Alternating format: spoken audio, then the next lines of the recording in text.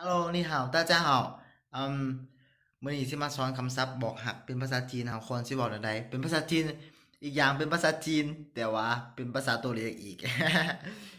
อ่าเว้าแบบเว้าให้เขาแบบงงๆกันนะคนที่ว่าบ่ฮู้ก็ฮึแม่นหยังวะแต่ว่าเราเข้าใจก็พอแล้วนะที่ว่าเราแอบหักเขาแต่ว่าเราบ่กล้าบอกหักเขาเราสามารถเอาตัวนี้ไปใส่ได้ลองกันมาเบิ่งกันเลยจะใส่แนวใด5521314คือแปลเป็นภาษาลาวก็คือคอยหักเจ้าคนเดียวตลอดชีวิตของข่อยนี่ข่อยหักแต่เจ้าคนเดียวนะ5201314คอยหักเจ้าคนเดียวตลอดชีวิตของข่อยนี่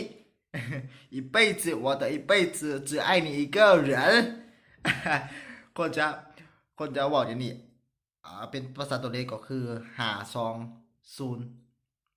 5201314คอยหักเจ้าคนเดียวตลอดชีวิตของข่อยลองไปใส่กันเมืองเลยหรือว่าหมู่เพื่อนคนใดที่ว่ามีคำศัพท์แตกต่างกว่านี้ก็สามารถคอมเมนต์ไว้ข้างลงนี้เลยแต่อย่าลืมกดไลค์กดแชร์กด Subscribe เพื่อเป็นกำลังใจข่อยเด้อบ๊ายบาย